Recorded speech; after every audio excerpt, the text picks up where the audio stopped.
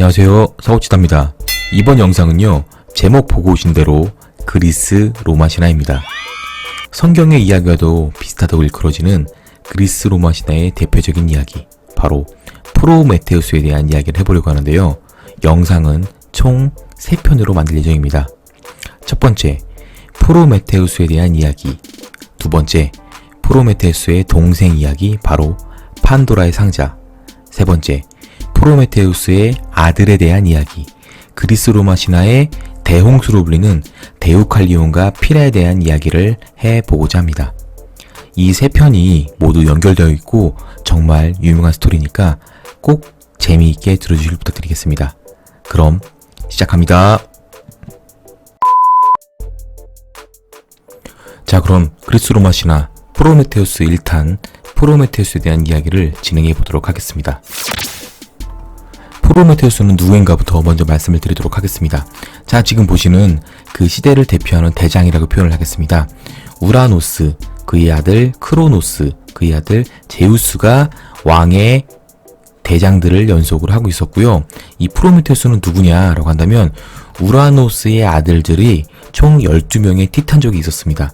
그중 막내는 바로 크로노스고요. 이 막내가 대장이 되는 걸로 이해를 하시면 될 것 같고, 이 12티탄 중에서 이아페토스라고 하는 티탄이 있었는데, 이 이아페토스의 자식들이 지금 보시는 아틀라스, 프로메테우스, 에피메테우스가 있습니다. 정리를 해보면요, 제우스의 아빠의 형제의 자식이니까 친척이라고 보시면 될 것 같고, 이 이야기는 제가 미리 영상으로 찍어놨으니까 지금 위에 뜨고 있습니다. 먼저 보고 오시길 추천드리도록 하겠습니다. 자, 아무튼 아틀라스와 프로메테우스, 에피메테우스가 등등 형제가 있었는데, 아틀라스는 보시는 것처럼 우리가 알고 있는 지구를 들고 있는 벌을 받고 있는 거인이었습니다. 티탄족이었죠. 헤라클레스와도 이야기가 있으니까 이것도 영상 찍어놨으니까 보고 오시면 좋을 것 같습니다.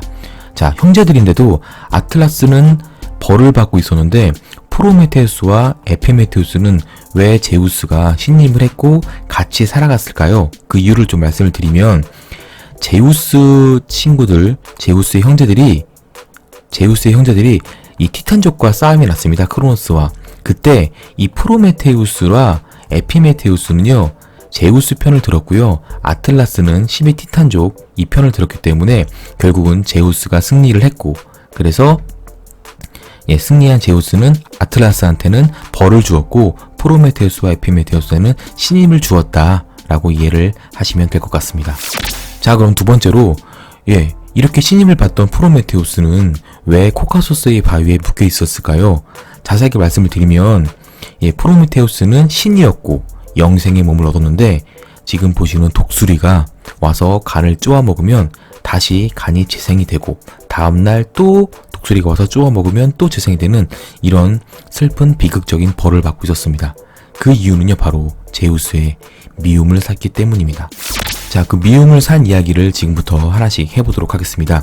첫 번째는요, 바로 이 프로메테우스와 에피메테우스가 피조물, 인간과 동물을 창조했습니다.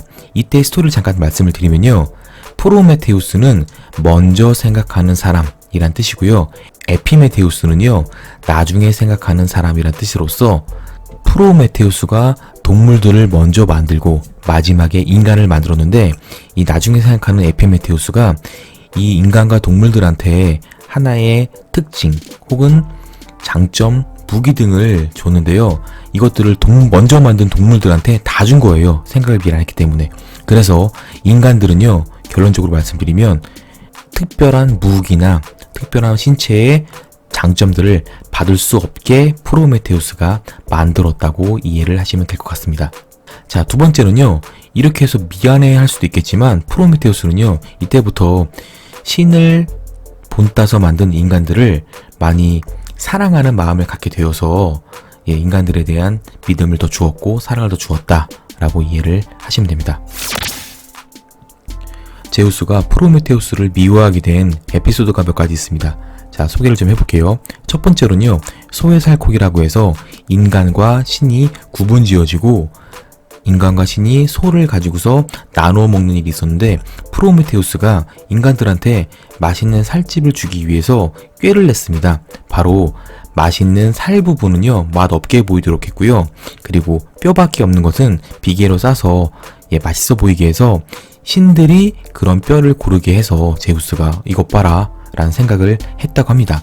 그래서 불을 인간들이 사용하지 못하게 가져갔고요. 이것에 대해서 프로메테우스는 인간을 만들 때 특별한 재능 혹은 무기 등을 주지 못했기 때문에 미안한 마음 혹은 애처로운 마음 혹은 인간들을 사랑하는 마음으로써 불을 헤파이토스 대장간에서 훔쳐다가 인간들한테 주게 됩니다. 그리고 나서 이것 때문에 제우스가 화가 났고요. 그리고 또 한 가지, 제우스가 너도 아빠처럼 크로노스처럼 자식들한테 당할 것이다 라는 이야기를 한 다음에 그 미래에 대한 이야기를 밝혀주지 않았다고 합니다. 여기에 대한 또 이야기가 있는데 바로 프로메테우스가 땅의 근원인 가이아라고 하는 이 여신을 제외하고 프로메테우스가 가장 미래를 잘 봤다고 합니다. 어쨌든 간에 이것을 밝혀주지 않았기 때문에 제우스는 프로메테우스가 괘씸하고 미워서 코카서스의 바위에 묶어서 벌을 줬다고 합니다. 자, 이렇게 프로메테우스가 묶여 있었는데요. 그 후를 간단히 좀 말씀을 드리면, 첫 번째로 여기에 쇠사슬로 묶여있던 프로메테우스는요, 누군가에 의해서 풀려나게 됩니다. 바로 헤라클레스고요. 이 헤라클레스는 영상으로 미리 찍어놨으니까 좀 미리 보고 오시길 부탁드리겠습니다. 헤라클레스의 11번째 과업인 헤스페리데스의 사과를 구하러 갈 때 이 헤라클레스가 지금 보이는 독수리들을 물리쳐주고요. 이 물리쳐주는 대가로 프로메테우스가 사과가 어딘지 사과를 얻는 방법을 지혜를 주게 됩니다.